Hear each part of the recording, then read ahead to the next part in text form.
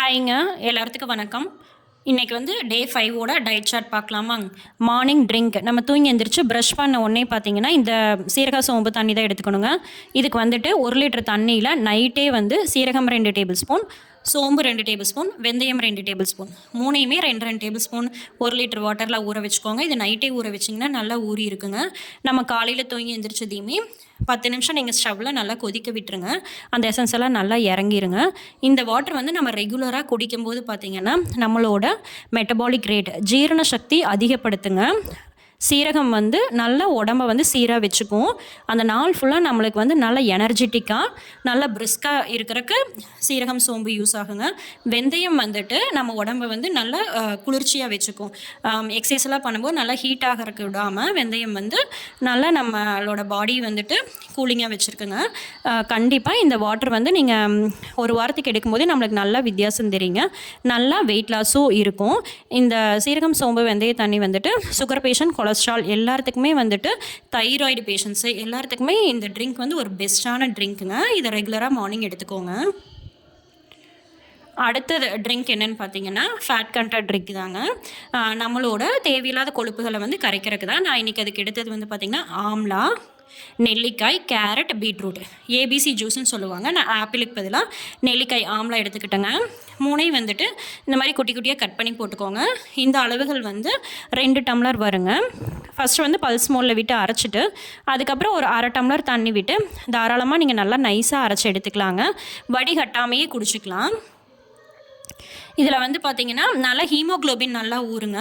பீட்ரூட்லாம் வந்துட்டு நல்ல ஹீமோக்ளோபின் ஊறும். கேரட் வந்து நம்மளுக்கு நல்லா ஸ்கின்னெல்லாம் நல்லா ஷைனிங் கொடுக்குங்க. இது வந்துட்டு நீங்கள் வாரத்தில் ஒரு நாள் இந்த மாதிரி ஏபிசி ஜூஸ் எடுத்துக்கோங்க. ஆம்லா வந்துட்டு நம்மளுக்கு நல்லா எதிர்ப்பு சக்தி அதிகரிக்குங்க. இந்த மாதிரி வாரத்தில் ஒரு நாளைக்கு ட்ரை பண்ணிக்கோங்க ஏபிசி ஜூஸை. அடுத்தது வந்து பார்த்திங்கன்னா மார்னிங் பிரேக்ஃபாஸ்ட்டுக்கு தாங்க. பிரேக்ஃபாஸ்ட்டுக்கு நான் இன்றைக்கி எடுத்தது வந்து பார்லி அரிசி கஞ்சி தாங்க. அதுக்கப்புறம் நட்ஸு, முளைக்கட்டின பாசிப்பயிறு. பார்லி அரிசின்னு சொல்லி எல்லா டிபார்ட்மெண்ட் ஸ்டோர்லேயும் கேட்டிங்கன்னாவே இந்த மாதிரி ஒயிட் கலரில் குருணையாக இருக்குங்க. இது வந்து ஃபஸ்ட்டு பேனில் நான் 2 கரண்டி எடுத்துருக்கேங்க. இந்த கரண்டியோட அளவு வந்து 30 கிராம். நான் வந்து 60 கிராம் 2 கரண்டி எடுத்துக்கிட்டேன். இது தாராளமாக ஒரு 5 பேர்த்துக்கு கஞ்சி காய்ச்சலாங்க 2 கரண்டி எடுத்திங்கனாவே. அதுக்கப்புறம் அது கூடவே டேஸ்ட்டுக்காக 1/2 டேபிள் ஸ்பூன் சீரகம், ஒரு 10 மிளகு சேர்த்திட்டு மீடியம் ஃப்ளேமில் வச்சு நீங்கள் நல்லா வறுக்கும்போது அந்த அரிசியினோட மனம் நல்லா வருங்க. லைட்டாக ப்ரௌன் கலராக மாற ஆரம்பிக்கும். ப்ரௌன் கலராக மாற ஆரம்பித்ததையுமே நீங்கள் ஆஃப் பண்ணிவிட்டு ஸ்டவ் ஆஃப் பண்ணிவிட்டு ஆற வச்சு மிக்ஸி ஜாரில் லைட்டாக தருதருன்னே அரைச்சி எடுத்துக்கலாங்க. தருதருன்னு அரைச்சி எடுக்கும்போது நம்ம கஞ்சி குடிக்கும்போது நல்லா அந்த வாய்க்கு அரிசி வரும்போது நல்லாயிருக்குங்க. இந்த பார்லி அரிசி கஞ்சியில் வந்து பார்த்திங்கன்னா அதிகமான நார்ச்சத்து இருக்குது. அதனால் வந்துட்டு நம்மளுக்கு வெயிட் லாஸ் இருக்கும்போது கான்ஸ்டிபேஷன் பிரச்சனையெல்லாம் இருக்காதுங்க. பவுல் மூமெண்ட்டை வந்து நல்லா ஈஸி பண்ணி கொடுக்கும். அதுக்கப்புறம் பார்த்திங்கன்னா நல்ல கொலஸ்ட்ரால் லெவலையும் இந்த பார்லி அரிசி வந்து குறைக்குங்க. நான் வந்துட்டு ஃபஸ்ட்டு 3 டம்ளர் தண்ணி கொதிக்கிறக்கு விட்டுட்டேன். 3 டம்ளர் தண்ணி கொதிச்சிட்ருக்கறக்குள்ளே நம்ம இந்த அரைச்சி எடுத்துகிட்டு வந்துடலாங்க. அரைச்ச அரிசி பார்லி அரிசி மாவு வந்துட்டு குளுந்தண்ணி விட்டு 2 டம்ளர் தண்ணி விட்டு நல்லா கரைச்சி எடுத்துக்கோங்க. கஞ்சி வந்து கட்டி சேராமல் இருக்கிறக்காக தான் ஃபஸ்ட்டே நம்ம அந்த பவுடரை வந்துட்டு கரைச்சி எடுத்துக்கிறோங்க. கஞ்சிக்கு தேவையான அளவு உப்பு சேர்த்திக்கோங்க. நல்லா கட்டி இல்லாமல் இந்த மாதிரி கரைச்சி விட்டுட்டு அதுக்கப்புறம் நம்ம கொதிக்கிற தண்ணியில் ஊற்றி காய்ச்சிக்கலாங்க. மொத்தமாக 3 டம்ளர் தண்ணி கொதிக்குதுங்க. நான் கரைச்சது வந்து 2 டம்ளர். மொத்தமாக 5 டம்ளர் தண்ணி விட்டுருக்கேங்க. கொஞ்சம் கொஞ்சமாக விட்டு அடுப்பை மீடியம் ஃப்ளேமில் வச்சுட்டு இந்த மாதிரி காய்ச்சி எடுத்துக்கோங்க. நீங்கள் ஒரு 5 நிமிஷம் காய்ச்சும் போதே கொஞ்சம் கெட்டியாகுங்க. இந்த மாதிரி தான் கொஞ்சம் கெட்டியாக இருக்கும். பார்லி அரிசி வந்து பார்த்திங்கன்னா இந்த மாதிரி வறுத்தரைச்சி கஞ்சி காய்ச்சும் போது நல்ல டேஸ்ட்டு சூப்பராக இருக்குங்க. ஒரு கம்மங்கூழ் கம்மஞ்சாப்பாடு சாப்பிட்ற டேஸ்ட்டு வருங்க இந்த பார்லி அரிசி கஞ்சி. இந்த மாதிரி ஒரு 5 நிமிஷம் காய்ச்சினிங்கன்னா இந்த கன்சிஸ்டன்சியில் நீங்கள் ஆஃப் பண்ணி இறக்கி வச்சுட்டு 10 நிமிஷம் கழித்து பார்த்திங்கன்னா இந்த மாதிரி நல்லா கெட்டியாயிருங்க. அதுக்கப்புறம் நம்ம வந்து மோரோ தயிரோ விட்டு கரைச்சிக்கலாம். நான் வந்து இதில் ஒரு 5 கரண்டி அளவு எடுத்துகிட்டு தயிர் தான் வந்து 1.5 கரண்டி விட்டு கஞ்சியாக காய்ச்சி சாப்பிட்டேங்க. இந்த பார்லி அரிசி கஞ்சி வந்து நீங்கள் இந்த மாதிரி வறுத்து கஞ்சி காய்ச்சி பாருங்களேன். சூப்பராக ஒரு கம்மஞ்சாப்பாடு சாப்பிட்டா டேஸ்ட்டு அட்டகாசமாக இருக்குங்க. அதுக்குள்ளே பெரிய வெங்காயம், பெப்பர் தூள்லாம் ஆட் பண்ணி சாப்பிட்டிங்கன்னா சூப்பராக இருக்கும். வாரத்தில் ஒரு நாளைக்காவது இந்த மாதிரி ட்ரை பண்ணி பாருங்கள். அடுத்தது வந்து பார்த்திங்கன்னா நான் நட்ஸுக்கு வந்துட்டு கருப்பு திராட்சை, அதுக்கப்புறம் பாதாமில் தோல் உரிச்சுக்கோங்க. கண்டிப்பாக அதில் ஆசிட் கண்டென்ட் இருக்குது. ஊற வச்சா தண்ணியும் ட்ரெயின் பண்ணிவிட்டு சாப்பிட்டுக்கோங்க. நான் இன்றைக்கி முளைக்கட்டின பாசிப்பயிறு கூட வாழைப்பழம் தான் எடுத்தேங்க. ஏதாவது ஒரு ஃப்ரூட்ஸ் கூட எடுத்துக்கிட்டிங்கன்னா தான் உங்களுக்கு கேஸ் போட்டிங் வராமல் இருக்குங்க. அது இந்த மாதிரி தான் பிரேக்ஃபாஸ்ட் நான் எடுத்துக்கிட்டேன். அடுத்து வந்து பார்த்திங்கன்னா மிட் மார்னிங் ஸ்நாக்ஸுக்கு வந்து ஒரே ஒரு வாழைப்பழம் மட்டும் எடுத்துக்கிட்டேங்க. இது வந்துட்டு பச்சைநாதம் பழம். நீங்கள் எந்த பழம் வேணாலும், செவ்வாழை, நேந்திரன் எந்த வேணாலும் எடுத்துக்கலாம். ஏன்னா நம்மளுக்கு கண்டிப்பாக எக்ஸசைஸு ஒர்க் அவுட்லாம் பண்ணும்போது வெயிட் லாஸில் இருக்கும்போது கால்சியம் கண்டென்ட் தேவை. கான்ஸ்டிபேஷன் பிரச்சனையும் இல்லாமல் இருக்கிறதுக்கு வாழைப்பழம் ரெகுலராகவே நீங்கள் ஒன்று எடுத்துக்கலாம். அடுத்து லஞ்சுக்கு வந்து பார்த்திங்கன்னா நான் இன்றைக்கி வந்துட்டு ஒயிட் ரைஸில் வந்து லெமன் ரைஸ் தாங்க. அதுக்கப்புறம் சொரக்காய் பொரியல், அதுக்கப்புறம் வெள்ளரிக்காய் எடுத்துக்கிட்டேங்க. சொரக்காய் பொரியலுக்கு வந்து பார்த்திங்கன்னா நல்லெண்ணெய் 1 டேபிள் ஸ்பூன் விட்டு சீரகம், வரமிளகாய் இது 2மே பொரிஞ்சதுக்கப்புறம் நம்ம வந்துட்டு பெரிய வெங்காயம் நான் ஆட் பண்ணிக்கிட்டேங்க. நீங்கள் சின்ன வெங்காயம் கூட சேர்த்துக்கலாம். லைட்டாக வணங்கினதையுமே நம்ம குட்டி குட்டியாக கட் பண்ணி வச்சுட்டு சொரக்காயை எடுத்துக்கோங்க. சொரக்காயில் வெயிட்லெஸ்ஸில் நீங்கள் ரெகுலராகவே ஒரு காய் இந்த மாதிரி வணக்கி சாப்பிட்லாங்க. ரொம்ப ரொம்ப நீர்ச்சத்து உள்ள காய்கறிகள். நீர்ச்சத்து காய்கறிகள் எடுக்கும்போது நம்மளோட மலக்குடல் வந்துட்டு நல்லா ஈரப்பதம் கிடச்சி நல்லா மலக்குடலில் சுத்தமாகுங்க. மஞ்சத்தூள், வீட்டில் அரைச்சி வச்ச சாம்பார் தூள் நான் 1 டேபிள் ஸ்பூன் சேர்த்திக்கிட்டேங்க.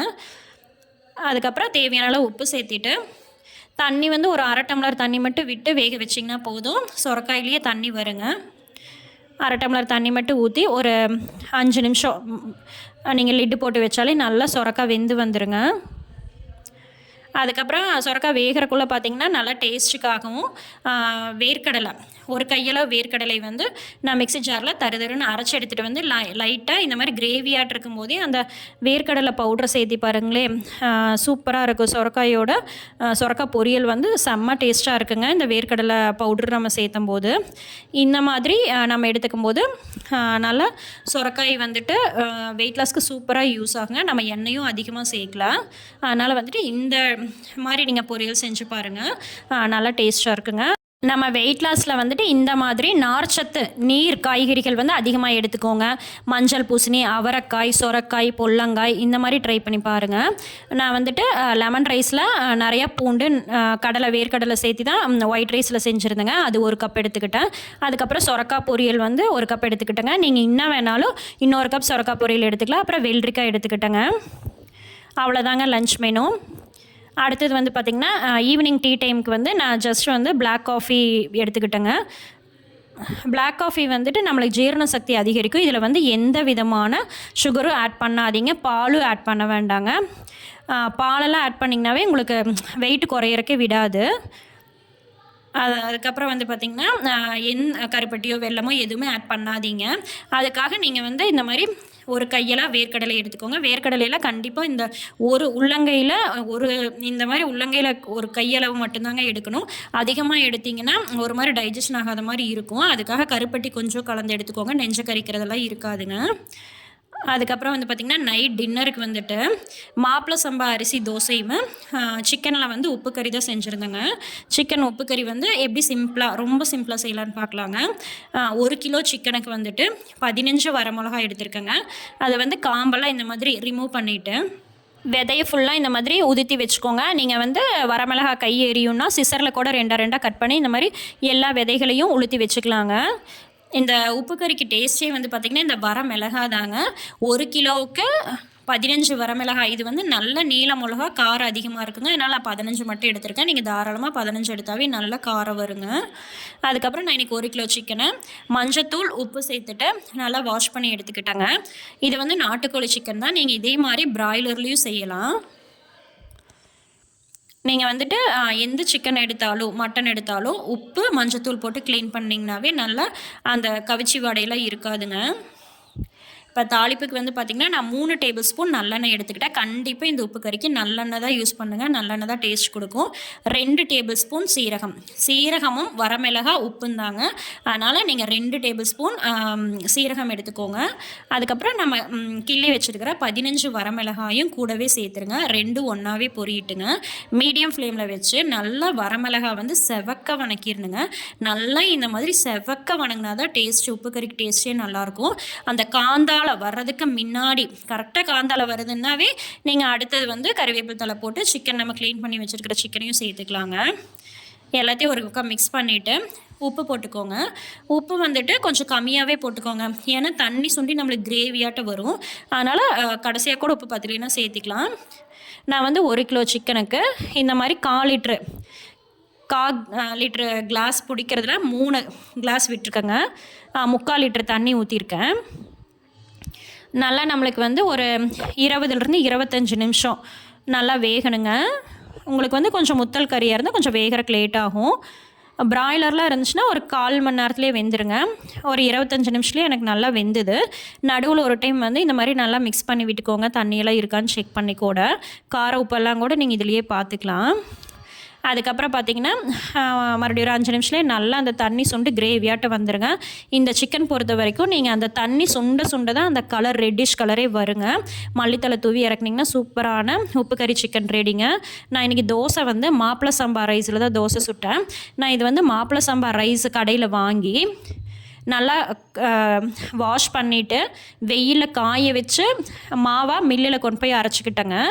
அதுதான் அந்த மாப்பிளை சம்பா ரைஸ் மாவு வீட்டில் வந்து சம்பளத்தில் ஸ்டோர் பண்ணியிருந்தோம். அது வந்து 2 கரண்டி எடுத்துக்கிட்டேங்க. 2 கரண்டி 60 கிராம். அது வந்து தண்ணி விட்டு மிக்ஸ் பண்ணாமல் சும்மா தண்ணி விட்டு மூடி வச்சிட்டிங்கனாவே மறுபடியும் கரைக்கும் போது அந்த கட்டி இல்லாமல் வந்துடுங்க. அதனால் தண்ணி விட்டுட்டு நீங்கள் மூடி வச்சு ஒரு 5 நிமிஷம் விட்டுட்டு அதுக்கப்புறம் கரைச்சிங்கன்னா இந்த மாதிரி கட்டி சேராமல் வந்துடும். அதுக்கப்புறம் நம்ம தோசை மாவு பதத்துக்கு கரைச்சி எடுத்துகிட்டு தோசை ஊற்றிக்கலாங்க. இந்த மாதிரி நீங்கள் ஒயிட் ரைஸ்லாம் அவாய்ட் பண்ணுறக்காக இந்த மாதிரி மாப்பிளை சம்பா கவுனி அரிசியெல்லாம் நீங்கள் வாஷ் பண்ணி நல்லா வெயில காய வச்சு வறுத்து மில்லில் கொண்டு போய் அரைச்சிட்டு வந்து இந்த மாதிரி நீங்கள் தோசை ஊற்றிக்கலாம். இதுக்கு வந்து உளுந்து மாவோ இல்லை வேறு அரிசி மாவோ நான் எதுவுமே ஆட் பண்ணலைங்க. ஜஸ்ட் மாப்பிளை சம்பா அரிசி மட்டுமே, அந்த மாவை மட்டுமே நான் அரைச்சிட்டு வந்து வச்சுருந்து அதை மட்டும்தான் கரைச்சேங்க. நல்லா வரும். ஏன்னா அது அரிசி மாவு தானே, அதனால் நல்லா இருக்குங்க. நான் மேலே ஒரு முட்டை சேர்த்து ஆனியன்லாம் போட்டு ஒரே ஒரு தோசை மட்டும் பெருசாக மொந்தமாக ஊற்றிக்கிட்டேங்க. டேஸ்ட் வந்து இந்த மாப்பிளை சம்பா அரிசி தோசை மாவு வந்து சூப்பரான டேஸ்ட்டுங்க. இந்த தோசை நல்லா மொறுன்னு நல்லாயிருக்கும். சிக்கனோட வச்சு சாப்பிட்டாச்சுங்க. இந்த மாதிரி சிக்கன்லாம் சாப்பிடும்போது நம்ம கண்டிப்பாக ஃபேட் லாஸ் ட்ரிங்க் எடுத்துக்கணுங்க. நைட்டு நீங்கள் தூங்குறதுக்கு முன்னாடி ஃபேட் லாஸ் ட்ரிங்க் எடுத்துக்கோங்க. அல்லது ஜஸ்ட் பிளெயினான ஹாட் வாட்டர் கூட எடுத்துக்கோங்க. இந்த டே 5 டயட்ஸாக சூப்பராக ஃபினிஷ் ஆயிடுச்சு. தேங்க்ஸ் ஃபார் வாட்சிங். Bye by.